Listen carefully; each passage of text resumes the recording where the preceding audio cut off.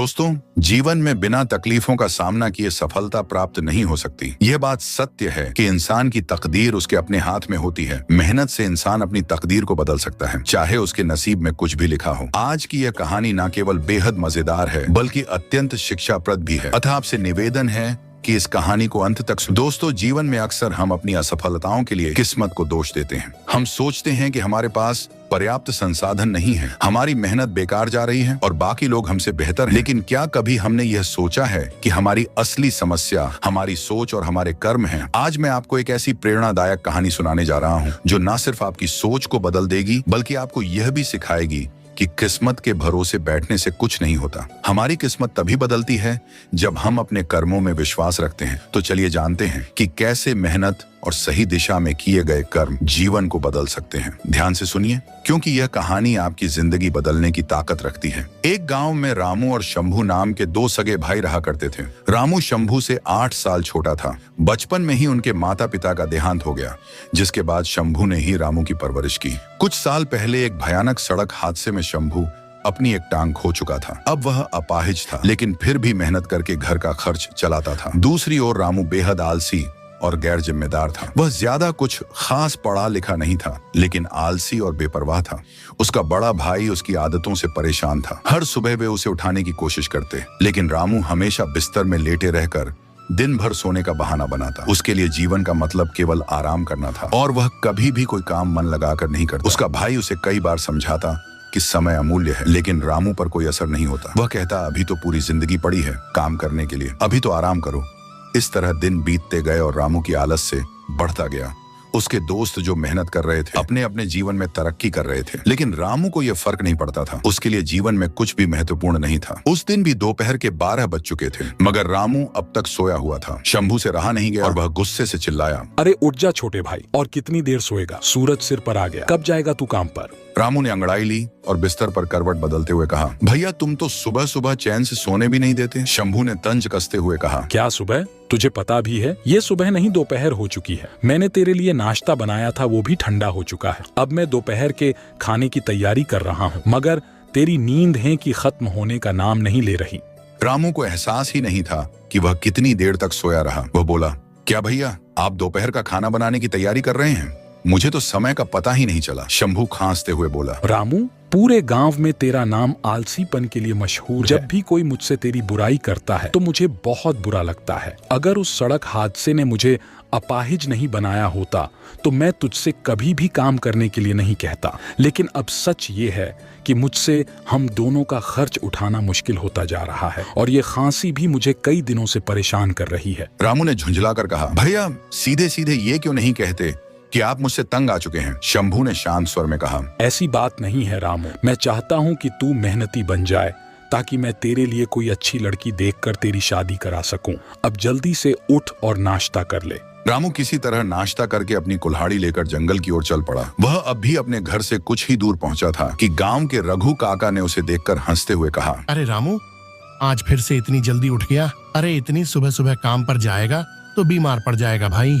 रामू गुस्से में बोला, आपको क्या रघु काका, मैं जल्दी उठूं या देर से मेरी मर्जी। रामू की बात सुनकर रघु काका के चेहरे पर गुस्सा आ गया। वह बोले, अरे क्या बोला तू? जब तेरी मर्जी होगी तब तू सोकर उठेगा। बेशर्म, तुझे जरा भी शर्म नहीं आती? इतना बड़ा हट्टा कट्टा हो गया है और तेरा अपाहिज भाई दूसरों के खेतों में काम करके घर चलाता है और तू दिन भर सोता रहता है। रामू का चेहरा तमतमा गया। बिना कुछ कहे वह तेज कदमों से जंगल की ओर चला गया। रामू एक पेड़ के पास रुका और खुद से बड़बड़ाने लगा, ये गांव के लोग पता नहीं अपने आप को क्या समझते हैं, थोड़ा मेहनती क्या हो गए, अब मेरा मजाक उड़ाने लगे। आज मैं इतनी लकड़ियां काटूंगा कि सबके मुंह बंद हो जाएंगे। रामू ने गुस्से में कुल्हाड़ी उठाई और पेड़ काटने लगा, लेकिन मुश्किल से कुछ लकड़ियां काटने के बाद ही उसकी सांस फूलने लगी। माथे से पसीना पोंछते हुए उसने कहा, आज गर्मी भी बहुत ज्यादा है और मुझे थकान भी लग रही है। एक काम करता हूँ, थोड़ी देर आराम कर लेता हूँ। रामू पास के एक पेड़ के नीचे बैठ गया और कुछ ही मिनटों में गहरी नींद में खर्राटे भरने लगा। कुछ घंटों बाद रामू की आंख अचानक खुली। उसने देखा कि सामने एक अजनबी बाबा खड़े हौजर मुस्कुरा रहे थे। बाबा ने पूछा, बेटा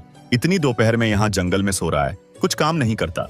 रामू झेंपते हुए बोला, क्या करूं बाबा, मुझे काम की आदत नहीं है, ज्यादा मेहनत करने पर जल्दी थक जाता हूँ। बाबा ने हंसते हुए कहा, तो मेहनत करने की आदत डाल ले वत्स। अगर तू सच में बदलना चाहता है तो आज से हर दिन थोड़ा थोड़ा ज्यादा मेहनत कर। तेरा आलस्य ही तेरी गरीबी का कारण है। अगर तू सच में खुद को और अपने भाई को खुशहाल देखना चाहता है तो काम कर, मेहनत कर और फिर देख तेरी तकदीर कैसे बदलती है। अरे बाबा, कितनी बार कहूँ, मुझे काम करना अच्छा नहीं लगता, मुझे बस पूरे दिन सोना अच्छा लगता है। अभी अभी मैंने एक सपना देख रहा था कि मैं एक महल में बैठकर अच्छा अच्छा भोजन कर रहा हूँ। रामू के इतना कहने पर वह बाबा उसे क्रोधित भरी नजरों से देखने लगे और कहने लगे, यहाँ पर मेहनत करने की बजाय तुम आराम से सो रहे हो। तुम्हें ऐसा करते हुए मैं काफी दिन से देख रहा हूँ। मैं तुम्हें चेतावनी देने आया हूँ, सुधर जाओ, मुसीबत तुम्हारे सर पर खड़ी है। रामू बोला, कैसी मुसीबत बाबा? जाओ जाकर मुझे सोने दो। बाबा बोले, मैंने अपने जीवन में तेरे जैसा आलसी लकड़हारा नहीं देखा। लकड़ियां काटने की बजाय तुम सो जाता है।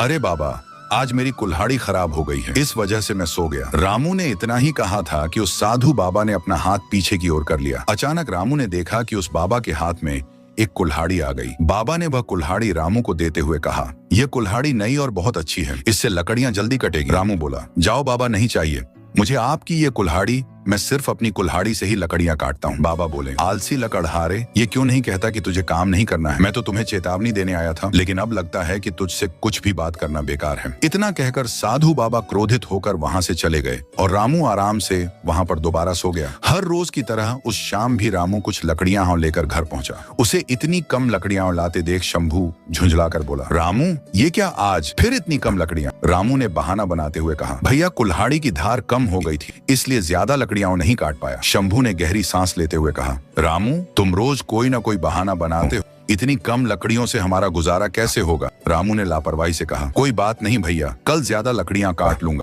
इतना कहकर वह अंदर चला गया, खाना खाया और सो गया। अगले दिन रामू अपनी आदत के अनुसार दोपहर में ही उठा। वह हमेशा की तरह जंगल जाने के बजाय पास के एक पेड़ के नीचे जाकर सो गया। यह सिलसिला कई दिनों तक चलता रहा। इस बीच शंभू की खांसी बढ़ती गई। अब वह रात को भी बुरी तरह से खांसने लगा था। एक सुबह जब रामू उठा तो उसने देखा कि शंभू अभी भी बिस्तर पर सो रहा था। रामू ने हैरानी से कहा, भैया, आप हमेशा मुझे जल्दी उठने के लिए कहते हो, लेकिन आज आप खुद अब तक सोए हुए हो, आपने तो नाश्ता भी नहीं बनाया। शंभू ने कमजोर आवाज में कहा, रामू, मुझे बहुत कमजोरी महसूस हो रही है, चाहकर भी उठ नहीं पाया। तू एक काम कर, बाजार से कुछ खा पी लेना। इतना कहते ही शंभू को जोर जोर से खांसी आने लगी और उसके मुंह से खून निकलने लगा। रामू घबरा गया, भैया, ये क्या आपके मुंह से खून आ रहा है? इतना कहकर रामू ने शंभू का हाथ पकड़ लिया। भैया, आपको तो बहुत तेज बुखार भी है। शंभू ने शांत स्वर में कहा, कुछ नहीं रामू, हल्का फुल्का बुखार है, कभी कभी खांसी में खून आ ही जाता है। लेकिन इस बार रामू ने अपने आलस्य को किनारे रखते हुए कहा, नहीं भैया, अब मैं आपको ऐसे नहीं रहने दूंगा, आपको अभी डॉक्टर के पास लेकर चलूंगा। रामू भले ही एक आलसी व्यक्ति था, लेकिन वो अपने बड़े भाई से अपने पिता की तरह प्यार करता था। रामू जबरदस्ती शंभू को डॉक्टर के यहाँ ले जाता है। डॉक्टर ने शंभू की जांच की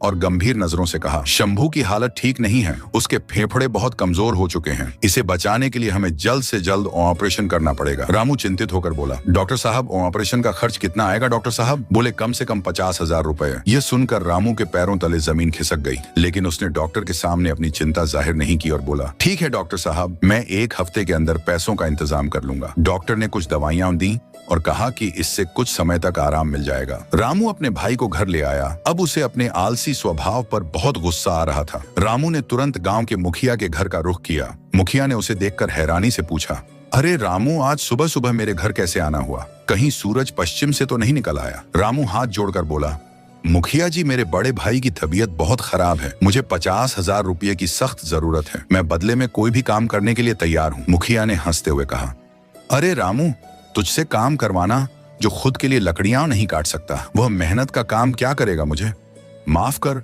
मैं तुझे पैसे नहीं दे सकता।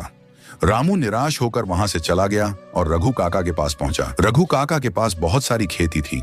रामू ने उनसे मदद की, गुहार लगाई, रघु काका, मेरे भाई की जान बचाने के लिए मुझे 50,000 रुपये चाहिए।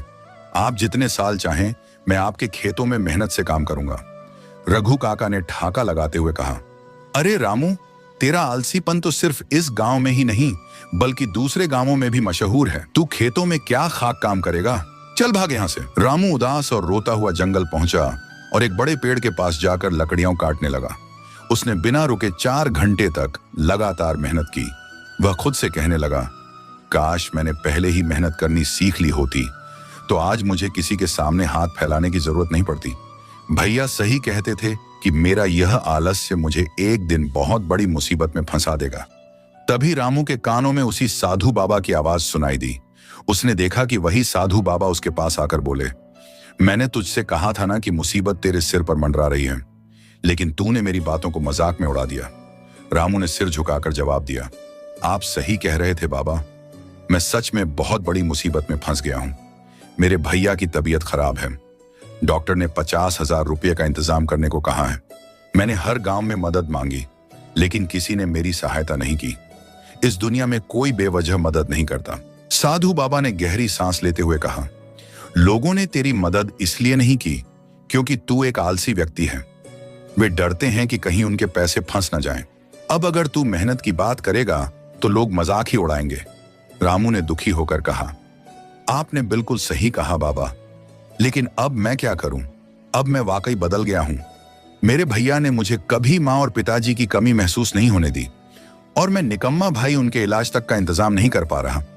इतना कहकर रोते हुए रामू ने फिर से लकड़ियां काटनी शुरू कर दी। साधु बाबा ने देखा कि रामू अब बिना रुके मेहनत कर रहा था। साधु बाबा के चेहरे पर रहस्यमय मुस्कान आ गई। उन्होंने अपना हाथ पीछे किया और उसमें एक चमचमाती कुल्हाड़ी आ गई। उन्होंने कहा, यह लो, इससे लकड़ियां काट। रामू ने कहा, यह क्या फर्क पड़ता है? साधु बाबा मुस्कुराए और बोले, यह तुझे कुछ समय बाद समझ आएगा। रामू ने कुल्हाड़ी ले ली और साधु मुस्कुराते हुए वहां से चले गए। जब रामू ने उस कुल्हाड़ी से लकड़ी काटी तो वह हैरान रह गया। हल्के से वार करने पर ही लकड़ी के 2 टुकड़े हो जाते थे। उसने सोचा, वाह, यह कुल्हाड़ी तो कमाल की है। अब तो मैं जल्दी जल्दी लकड़ियां काटकर बेच सकता हूं। उस दिन रामू ने बहुत लकड़ियां काटी और उन्हें बेचने बाजार गया। उसे 5,000 रुपये की आमदनी हुई। उसने सोचा, अगर मैं इसी तरह मेहनत करूं तो कुछ ही दिनों में 50,000 रुपये इकट्ठे कर लूंगा। अगले दिन रामू सुबह 6 बजे ही जंगल पहुंच गया। उसने ठान लिया था कि अब वह और भी अधिक मेहनत करेगा। दिन भर लकड़ियां काटने के बाद वह उन्हें बाजार में बेच आया। उस दिन उसे 20,000 रुपये मिले। 3-4 दिनों के भीतर ही उसने 50,000 रुपये इकट्ठे कर लिए। रामू तुरंत अपने भैया को डॉक्टर के पास ले गया और पैसे देते हुए बोला, डॉक्टर साहब, ये पूरे 50,000 रुपये हैं। अब जल्दी से भैया का ऑपरेशन कर दीजिए। डॉक्टर ने मुस्कुराकर कहा, यह बहुत अच्छा किया रामू, अब तुम्हारे भैया जल्द ही स्वस्थ हो जाएंगे। और उन्होंने शंभू का ऑपरेशन करना शुरू कर दिया। कुछ ही दिनों में रामू का भाई ठीक हो गया। इस दौरान रामू ने और भी अधिक मेहनत करके पैसे कमा लिए थे। घर आकर भाई ने रामू से कहा, मेरे भाई की मेहनत और कमाई से आज मैं ठीक हुआ हूं। इससे बड़ी खुशी मुझे कभी नहीं मिल सकती। रामू ने जवाब दिया, भैया, यह आप कैसी बात कर रहे हो? यह तो मेरा सौभाग्य है कि मैं आपके काम आ सका, और सच कहूं तो आपके समर्थन के बिना मैं कुछ भी नहीं कर पाता। भैया ने कहा, अब तुम मेहनती बन चुके हो तो शहर में एक अच्छी सी दुकान लेकर फर्नीचर का काम शुरू कर दो। रामू ने भैया की सलाह मानी और शहर में एक लकड़ी के फर्नीचर की दुकान खोल ली।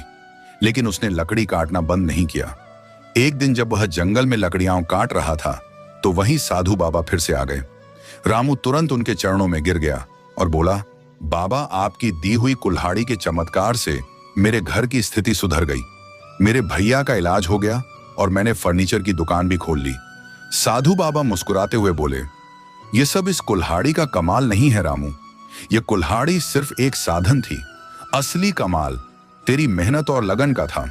आलसी आदमी के हाथ में चाहे कितनी भी दौलत क्यों ना हो, वह उसे कुछ ही दिनों में गंवा देगा। अगर तू पहले जैसा आलसी होता तो यह कुल्हाड़ी भी तेरे किसी काम की नहीं होती। रामू ने वह कुल्हाड़ी साधु बाबा को लौटाते हुए कहा, बाबा, अब मुझे इसकी जरूरत नहीं है। मैंने समझ लिया है कि मेहनत ही सफलता की कुंजी है। साधु बाबा मुस्कुराते हुए वहां से चले गए। रामू अब मेहनती और सफल व्यापारी बन चुका था। उसकी मेहनत से उसके परिवार की हालत बदल चुकी थी और अब वह दूसरों की भी मदद करने लगा था। दोस्तों, मेहनत का कोई विकल्प नहीं होता। अगर हम समय रहते जाग जाए तो हमें किसी के सामने हाथ फैलाने की जरूरत नहीं पड़ेगी। मेहनत से ही असली सफलता मिलती है। दोस्तों, आशा करता हूं कि इस कहानी से आपको बहुत कुछ सीखने को मिला होगा। अगर वीडियो आपको अच्छी लगी हो तो वीडियो को लाइक और इस वीडियो को अपने दोस्तों के साथ शेयर जरूर करें और हमारे इस चैनल को सब्सक्राइब करना ना भूलें। आपका एक लाइक और सब्सक्राइब हमें आगे बढ़ने के लिए मोटिवेट करेगा। अगर आपके अपने कुछ विचार हो तो हमें कमेंट बॉक्स में कमेंट करके जरूर बताएं। तो मिलते हैं अगली कहानी में। मस्त रहे और स्वस्थ रहे और देखते रहें।